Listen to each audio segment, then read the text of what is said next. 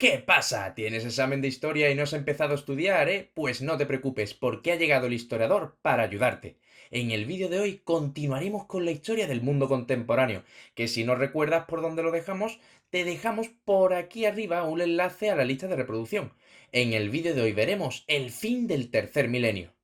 Nos situamos en el último cuarto del tercer milenio, momento en el que la civilización se encontró con cambios aún más drásticos que en el periodo precedente. En China aparece el primer reino del que tenemos constancia histórica. Los historiadores chinos sitúan en los inicios de su historia unos reyes legendarios, a cada uno de los cuales se le atribuía un avance cultural. Fuji inventó la adivinación, Shennong la agricultura, Huang Di la técnica, Yao Yishun el arte de gobernar, y Yu es presentado como un ingeniero que acabó con una gran inundación. Siempre según la leyenda, Yu fundó la dinastía de los Xia, que reinó durante cerca de 500 años. No se conocen detalles concretos sobre este reino. Según las leyendas, su capital estuvo en Anji. Los chinos eran por aquel entonces un pueblo de cazadores, pescadores y cultivadores de cereales. Edificaban con tierra batida, practicaban la adivinación con caparazones de tortuga y celebraban fiestas con danzas y cantos rituales. Tenían además un sentido muy fuerte de la cohesión familiar y un gran respeto hacia los ancianos y los antepasados. Mientras tanto, en 2218 moría Naram Sin, el rey de Akkad, a quien sucedió su hijo Charkali Sharri. Por esta época el imperio estaba muy debilitado. Tantos siglos de represión habían mermado la capacidad bélica de los territorios sometidos, y toda la fuerza estaba centralizada en torno a los ejércitos de la capital. En ausencia de influencias exteriores, esta situación sería la óptima para Akkad, pero Mesopotamia nunca dejó de estar amenazada por los pueblos nómadas, tanto por Arabia como por los montes Zagros, y ahora la población no solo no estaba capacitada para defenderse de sus incursiones, sino que cualquier ataque al imperio era bien recibido y alentado por sus súbditos. Por otra parte, el control de un territorio extenso había obligado a los reyes a transferir parte de su autoridad a una nobleza que no tardaría en generar diversos aspirantes al trono. Para derrocar a un rey hace falta un ejército propio, o al menos un estado de confusión que anime al ejército a cambiar de jefe. Por ello, parte de la nobleza vio también con buenos ojos las incursiones bárbaras. Así, hacia el 2200, una tribu de bárbaros invadió Mesopotamia desde los montes Zagros. Se llamaban a sí mismos los Guti. Me gusta disfrutar de la noche. Los intentos de Sharkal y Sharri de detener los saqueos fueron en vano, y en 2193 fue asesinado, al tiempo que la ciudad de Akkad fue arrasada. La destrucción fue tan minuciosa que Akkad es la única ciudad importante de la época cuyo emplazamiento se desconoce. Es razonable pensar que los sumerios y los elamitas se unieron a los Guti Estoy muy tranquilo, o sea, no tengo ningún problema con ninguno. y descargaron sobre Akkad todo el odio y las ansias de venganza que habían acumulado desde muchos años atrás. El resultado fue que no quedó piedra sobre piedra. Ahora bien, los habitantes de Mesopotamia no tardarían en descubrir que los Guti no eran mejores que los acadios. Los Guti tenían el poder, pero carecían de la cultura necesaria para emplearlo con la eficiencia de los acadios. Los sistemas de canales de los ríos se deterioraron y sobrevino una época de hambre. En 2182 murió Pepi II, el último rey de la sexta dinastía egipcia, y la evolución que vivió este país habría sido similar a la del imperio acadio. Desde el reinado de Pepi I, la nobleza adquirió cada vez más poder. Esto debió de acentuarse en los años en que el rey Pepi II era aún un niño, y por consiguiente no ejercería directamente el mando. Mientras el rey vivió, todo estaba aparentemente bien, pues la lealtad al rey del ejército y del pueblo debía ser poco menos que inquebrantable, como hablamos en el vídeo anterior. Tal vez la nobleza consiguió que el rey muriera sin descendencia, de modo que muchos ocultaron aspiraciones de ocupar el cargo tras su muerte. Bien, bien y bueno. También bueno, porque me siento bien. El caso es que nadie lo consiguió, y el imperio antiguo se desmembró en muchos reinos pequeños en lucha continua. Como Mesopotamia, esta fue una época de miseria. En un papiro que ha sobrevivido, cuyo autor es un tal Ipuwer, describe así la situación, quizá exagerando un poco. O bueno, a ver qué pensáis vosotros. La risa ha perecido y no se ha vuelto a dar. La aflicción ronda por el país mezclada con lamentos. El país se ha entregado al hastío. El trigo ha perecido por todas partes. El granero está vacío y quien lo custodiaba yace cuán largo es sobre el suelo.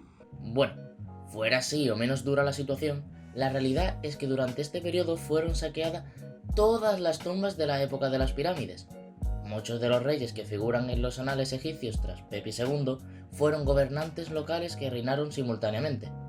Así, los reyes de las dinastías VII y VIII reinaron en Memphis o en Heliópolis, en el Bajo Egipto, mientras que los de las dinastías IX y X eran de Heracleópolis, junto al lago Moeris. Tanto en Egipto como en Mesopotamia, los primeros signos de recuperación de la crisis los encontramos en las ciudades alejadas de los que habían sido los grandes centros de poder. Así, en Egipto empezó a prosperar la ciudad de Tebas, al sur, de cuya historia anterior se sabe muy poco. Probablemente era una aldea fundada durante la quinta dinastía que vivió de las rutas comerciales que llegaban hasta Nubia, más allá de la primera catarata del Nilo. Los gobernantes de las ciudades del norte se olvidaron del lejano sur en sus disputas, así que Tebas prosperó. Su dios principal era Amón, un dios de la fertilidad completamente desconocido en tiempos del Imperio Antiguo. En Mesopotamia, mientras tanto, los gutis se habían asentado hacia el norte, donde había echado la capital de Akkad. Esto permitió a algunas ciudades de Sumer comprar su libertad, comprometiéndose a pagar un tributo. Uruk progresó, bajo su cuarta dinastía, Ur bajo su segunda dinastía, pero el gobernante más notable del periodo fue Gudea, de Lagash, hacia el 2141, bajo el cual la ciudad prosperó en paz, libre de los afanes conquistadores de los tiempos del rey Enatum. Gudea embelleció los templos ya existentes y construyó otros 15 nuevos. Los escultores de Lagash aprendieron a trabajar la diorita, una piedra muy dura que se traía del exterior, y es gracias a esto por lo que a finales del siglo XIX se descubrió el primer resto sumerio, el Palacio de Gudea. Tras su muerte, el pueblo mostró su agradecimiento incluyendo al rey entre sus dioses. Mientras tanto, los gutis fueron absorbiendo la cultura acadia, al igual que los acadios habían absorbido la cultura de los sumerios, y estos la de los habitantes primitivos de la región.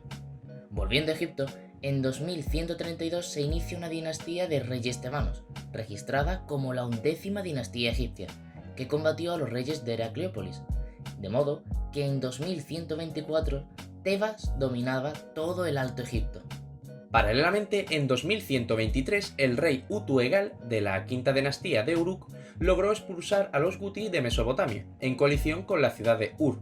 Uno de los oficiales de Utu-Egal se erige como rey de Ur, iniciándose así su tercera dinastía, bajo el nombre de Ur-Nammu. Bajo su reinado, toda Mesopotamia quedó unida en un imperio tan grande como el acadio, pero de carácter más comercial que militar. Aunque es probable que no fuera el primero, lo cierto es que el código de leyes más antiguos que conocemos procede de este periodo. Es sorprendente el carácter progresista de las leyes. Y es que los antiguos tendían a castigar los delitos mediante la muerte o la mutilación, mientras que en el código de Ur-Nammu se establecen compensaciones monetarias. Tal vez esta idea fuera natural en un pueblo de comerciantes. Bajo la tercera dinastía de Ur se construyó el mayor zigurat edificado hasta entonces. Su base medía 90 por 60 metros y sus muros inferiores, hechos de ladrillo, tenían un espesor de 2,5 metros. Se conservan 2 plantas, pero parece ser que tenía una tercera, con una altura total de 40 metros. El sumerio volvió a ser la lengua oficial de Mesopotamia y este periodo se considera la edad de oro de su literatura. Hacia el 2052, el quinto rey de la 11ª dinastía tebana de Egipto, conocido como Mentuhotep II, conquistó el Bajo Egipto, con lo que todo el país volvió a estar unificado bajo un solo rey, esta vez tebano. Surgía así el Imperio Medio Egipcio. Habían pasado 130 años desde el desmembramiento del Imperio Antiguo.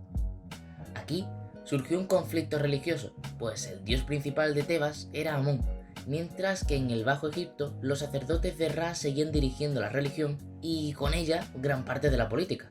Afortunadamente, Amón no tenía un cuerpo sacerdotal tan desarrollado, y los sacerdotes de Ra descubrieron rápidamente que en realidad Amón y Ra eran el mismo dios, que a partir de entonces fue llamado Amón-Ra. La idea funcionó, y los sacerdotes de Ra mantuvieron su estatus en los nuevos tiempos. Tebas, la nueva capital del imperio, fue creciendo y enriqueciéndose con templos y monumentos. Entretanto, los días de gloria de la tercera dinastía de Ur fueron acabando. En efecto, Mesopotamia mantuvo bastantes guerras con las regiones vecinas, especialmente con el reino de Elam. Sin embargo, en un momento dado las ciudades sumerias retomaron la antigua costumbre de luchar entre sí. El último rey de la dinastía fue Ibbi-Suem, que reinó desde 2028 sin más dominio que su propia ciudad.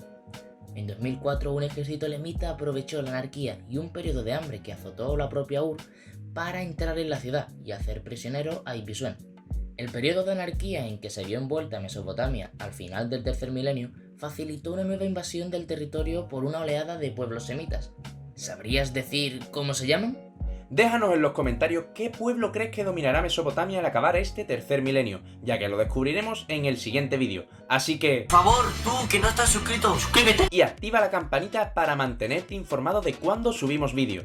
Deja tu like si te ha gustado y comparte el vídeo para que tus compañeros también aprueben. Nos vemos en el próximo vídeo. ¡Adiós!